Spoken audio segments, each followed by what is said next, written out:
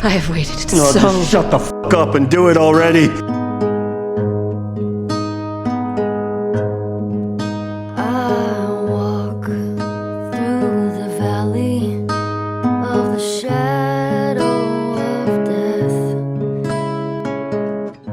Alright, let's talk about what we just witnessed. There's a lot to go through here, and I don't even know where to begin. First of all, I love the changes that this adaptation took with the source material.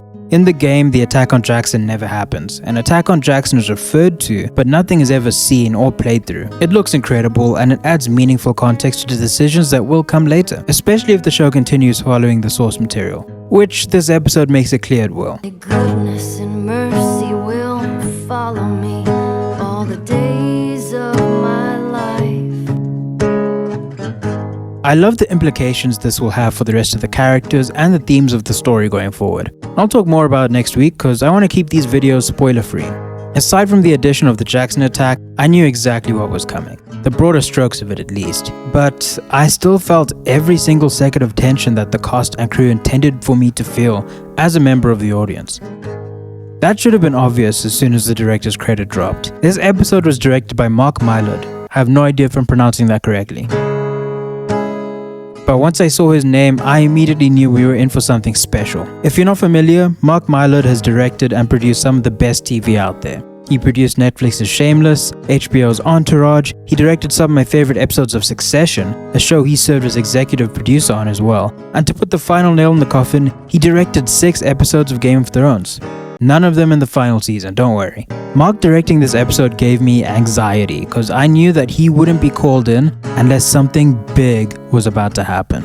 He's a master portraying tension and stakes, especially when those stakes revolve around human emotion.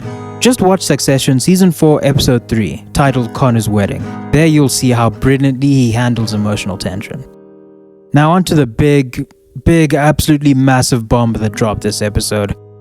Joel Miller is dead. Again.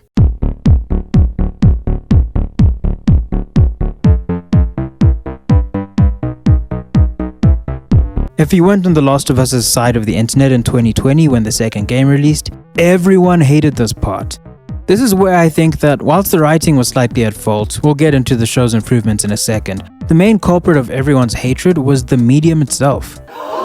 Hear me out. Joel dying makes sense. It's just the natural way of things. In The Last of Us Season 2's official podcast, this is what writer of the episode and co-creator of the series Craig Mazin had to say about Joel's death, after Troy Baker asked him what he thinks about the decision in a narrative sense.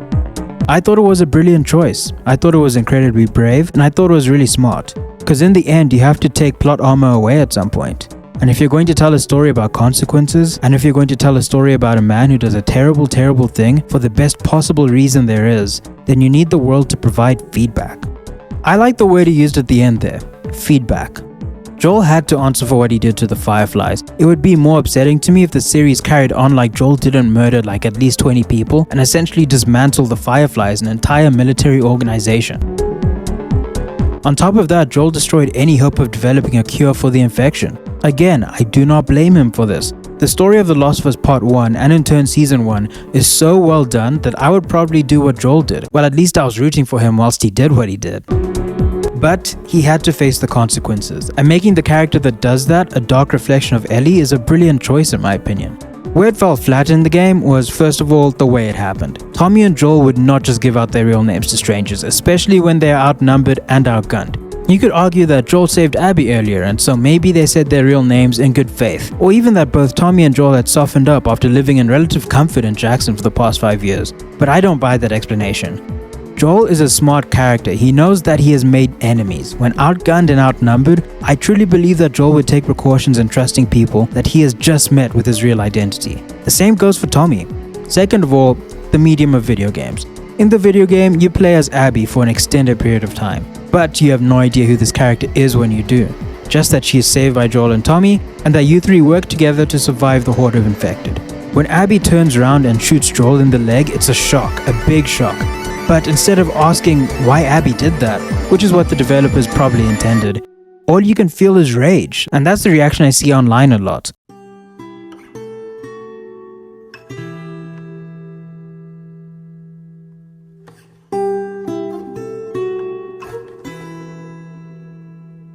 The show does this better. First of all, Joel never says his name. Dina calls him out, not knowing that Abby is even in the mine or wherever this place is with them. The Joel being dumb problem is immediately fixed in a logical way that makes sense. The show is also, well, a show. We aren't stuck on one playable character's perspective for hours on end without context. We already know why Abby is so close to Jackson when Joel runs into her, and so when you see her putting the pieces together about who saved her, you aren't angry at Abby, you're immediately terrified for Joel. Dramatic irony. When the audience is aware of critical information that the characters are unaware of, creating a contrast between the character's understanding and the audience's insight. Writers use this technique, structure, I'm gonna stick with technique. Writers use this technique to build tension, make the audience anticipate the bomb that's about to go off that the characters are completely unaware of. It's executed perfectly here, and I believe it captures the intended feelings better than the shock value of the video game. I know this will split The Last of Us fans right down the middle, so let me know, how did you feel about how the show handled it? I really want to hear your take, and I'll be responding to comments too. I also want to point out the fact that Dina is here instead of Tommy. I love that change. Last week I said that they were an iconic duo, and yeah, it lasted a short time, but it works. Also, I love that change because, well, quite simply, because of the implication.